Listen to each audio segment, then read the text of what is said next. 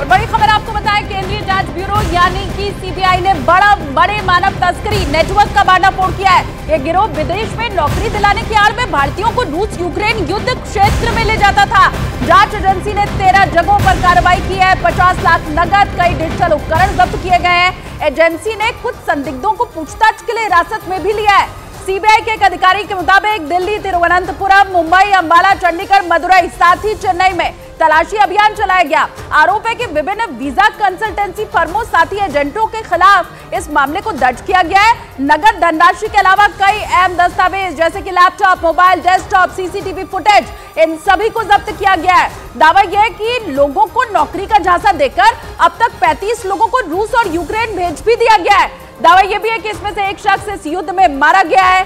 CBI ने इस racket के काम करने के तरीके के बारे में खुलासा करते हुए कहा कि ये लोग विदेश में आकर्षक नौकरी दिलाने का वादा किया करते थे।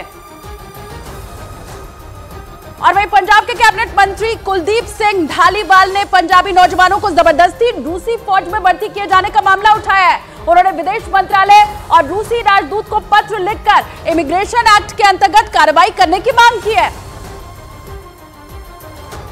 ਸਾਡੇ ਮੁੱਖ ਮੰਤਰੀ ਸਾਹਿਬ ਨੇ ਉਸੇ ਵੇਲੇ ਹਦਾਇਤਾਂ ਕੀਤੀਆਂ ਕਿ ਤੁਰੰਤ ਤੇ ਕਾਰਵਾਈ ਕਰੋ ਤੇ ਅਸੀਂ ਉਸੇ ਵੇਲੇ ਵਿਦੇਸ਼ ਮੰਤਰਾਲੇ ਦੇ ਨਾਲ, ਵਿਦੇਸ਼ ਮੰਤਰੀ ਜੀ ਦੇ ਨਾਲ, ਵਿਦੇਸ਼ ਸੈਕਟਰੀ ਦੇ ਨਾਲ ਔਰ ਜਿਹੜਾ ਰਸ਼ੀਆ ਦੇ ਵਿੱਚ ਸਾਡਾ ਭਾਰਤੀ ਐਮਬੈਸਡਰ ਹੈ ਕਪੂਰ ਸਾਹਿਬ, ਉਹਨਾਂ ਦੇ ਨਾਲ ਔਰ ਰਸ਼ੀਅਨ ਇਮੀਗ੍ਰੇਸ਼ਨ ਜਿਹੜੀ ਆ ਉਹਨਾਂ ਦੇ ਨਾਲ ਅਸੀਂ ਉਸੇ ਵੇਲੇ ਸੰਪਰਕ ਕਰਕੇ ਤੇ ਅਸੀਂ ਮਤਲਬ ਲੈਟਰ ਵਗੈਰਾ ਲਿਖੀਆਂ ਨੇ।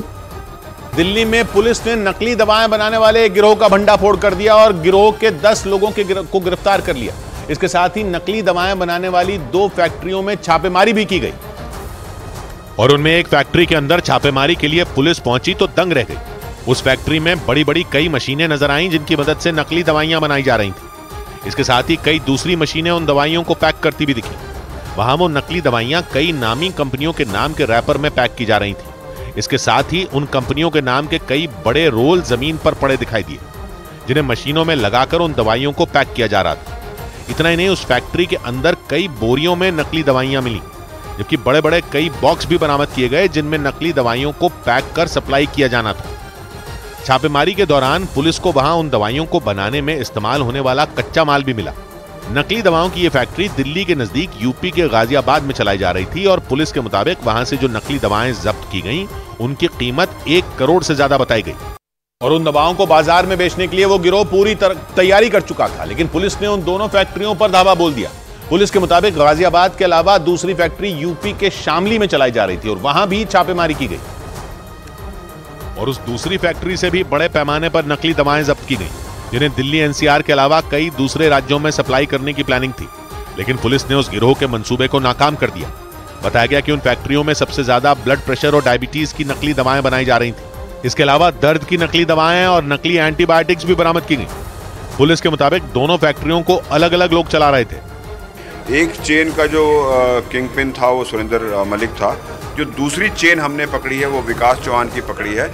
पुलिस ने उस गिरोह में शामिल 10 लोगों को गिरफ्तार करने का दावा किया लेकिन नकली दवाएं बनाने वाले कई आरोपी फरार हैं जिनकी तलाश में पुलिस जुट गई। आशंका जताई गई कि नकली दवाइयों का जाल दूसरे राज्यों तक फैला हो सकता है। दिल्ली के करीब यूपी के ग्रेटर नोएडा में कुछ लोगों ने एक दुकानदार की सिर्फ इसलिए पिटाई कर दी क्योंकि उसमें एक आदमी ने उस दुकानदार पर गलत दवा देने का आरोप लगा दिया और इसके बाद तो 10 से 12 लोग उस दुकानदार पर टूट पड़े। उनमें एक आदमी ने उस दुकानदार का कॉलर पकड़ लिया और उसे वहां लगे काउंटर से खींचने की कोशिश की। इस दौरान उस दुकानदार के साथ मौजूद एक महिला और एक लड़के ने उसे जोर से पकड़ा ताकि वो उसे खींच न पाए। ऐसे में लोगों ने उसे काउंटर पर आधा लटकाकर घूंसे बरसाना शुरू कर दिया। एक आदमी तो उसकी पीठ पर कोहनी मारता नजर आया। 10 से 12 लोग उस अकेले दुकानदार को बेरहमी से पीटते रहे। ऐसे में दवा लेने आए कुछ लोगों ने भी बीच बचाव करने की कोशिश की लेकिन कोई भी उन्हें काबू नहीं कर पाया। वो लोग काफी देर तक इसी तरह उसे पीटते रहे। बताया गया कि एक बुजुर्ग महिला एक दवाई का खाली पत्ता लेकर उस दुकान में दवा लेने पहुंची थी। आरोप है कि उस दुकानदार ने उस महिला को गलत दवाई दी। इसके बाद उस महिला का बेटा 10-12 लोगों के साथ उस दुकान में पहुंचा और उसी ने उस दुकानदार की पिटाई कर दी।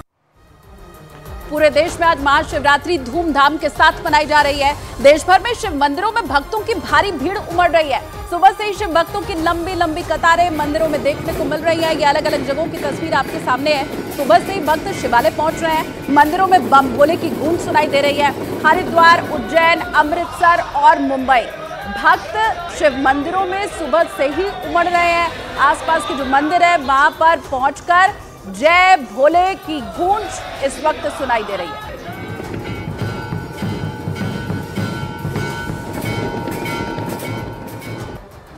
इधर हरियाणा के नूंह जिले की चंद्रावती सीनियर सेकेंडरी स्कूल में नकल कराने का वीडियो वायरल होने के बाद वहां सुरक्षा के तगड़े इंतजाम कर दिए गए, क्योंकि स्कूल की बिल्डिंग पर चढ़कर नकल कराने के इस वीडियो से हरियाणा सरकार की बहुत किरकिरी हुई। इसी वजह से नकल रोकने के लिए सरकार ने स्कूल के बाहर पुलिस के साथ अर्धसैनिक बल के जवान भी तैनात कर दिए, ताकि किसी भी सूरत में बोर्ड परीक्षा के दौरान नकल पर लगाम लगाई जा सके। क्योंकि सोशल मीडिया पर नूंह जिले के चंद्रावती सीनियर सेकेंडरी स्कूल की जो तस्वीरें सामने आई, उन्हें देखने के बाद पूरे राज्य में हड़कंप मच गया। उस वीडियो में नकल कराने के लिए कई लोग स्कूल की बिल्डिंग पर चढ़े नजर आए। कोई पहली मंजिल के रोशनदान से लटककर नकल की पर्ची अंदर पहुंचाने की कोशिश करता दिखा, तो कोई दूसरी मंजिल के रोशनदान पर चढ़कर अपने रिश्तेदार को नकल कराने में जुटा रहा। हैरानी की बात यह रही कि वहां एक दो नहीं बल्कि कई लोग इसी तरह स्कूल की इमारत पर चढ़कर और अपनी जान की बाजी लगाकर नकल कराने की कोशिश करते दिखाई दिए। वहां से आई एक दूसरी तस्वीर में कुछ लोग स्कूल की चारदीवारी पर खड़े होकर अंदर पर्ची पहुंचाने की कोशिश करते दिखे, जबकि एक और वीडियो में कुछ लोग रोशनदान से लटके हुए लोगों की मदद करते नजर आए। कुछ लोग तो स्कूल की छतों पर चढ़ गए। बाद में नकल कराने का ये वीडियो सोशल मीडिया पर वायरल हो गया। इसके बाद हरियाणा सरकार एक्शन में आई। परीक्षा के दौरान नकल रोकने के लिए सरकार ने स्कूल के बाहर पुलिस के साथ अर्धसैनिक बल के जवानों को भी तैनात कर दिया। उन लोगों को वहां से खदेड़ना शुरू कर दिया जो हरियाणा बोर्ड की परीक्षा के दौरान छात्रों को नकल कराने के लिए वहां पहुंचे। नकल का यह वीडियो मंगलवार को हुई 10वीं और 12वीं की परीक्षा का बताया गया। आरोप है कि परीक्षा शुरू होने के कुछ समय बाद ही किसी ने चंद्रावती सीनियर सेकेंडरी स्कूल से फोटो खींचकर पेपर आउट कर दिया, और पेपर आउट होने के बाद तो स्कूल के बाहर नकल कराने के लिए लोगों की भीड़ उमड़ पड़ी। छात्रों के साथ परीक्षा दिलाने आए लोग जान जोखिम में डालकर स्कूल की बिल्डिंग पर चढ़ गए और रोशनदान के सहारे लटककर अंदर पर्चियां पहुंचाने में जुट गए। देखकर ऐसा लगा जैसे वहां नकल कराने के लिए होड़ मच गई हो। हर कोई इस कोशिश में जुटा रहा कि स्कूल के अंदर बैठकर परीक्षा दे रहा उसका रिश्तेदार नकल के इस खेल में पीछे न रह जाए। लेकिन परेशानी यह थी कि स्कूल के अंदर जाने का कोई रास्ता नहीं था, इसीलिए लोगों ने रोशनदान के जरिए नकल कराने की ठान ली। बताया गया कि वहां रस्सियों के सहारे कई लोग इमारत पर चढ़ते हुए रोशनदान तक पहुंचकर नकल कराने में जुट गए। परीक्षा सेंटर के बाहर नकल का यह खेल काफी देर तक चलता रहा, लेकिन वहां एक भी पुलिस वाला नहीं दिखाई दिया। इसी वजह से छात्रों के साथ आए लोग बिना रोक टोक के नकल कराने में जुटे रहे। इसी वजह से सरकार ने वहां सुरक्षा के तगड़े इंतजाम कर दिए। वहां से जो वीडियो सामने आया उसमें पुलिस के जवानों के साथ अर्धसैनिक बल के जवान डंडे लेकर नकल कराने की कोशिश करने वालों को खदेड़ते दिखाई दिए।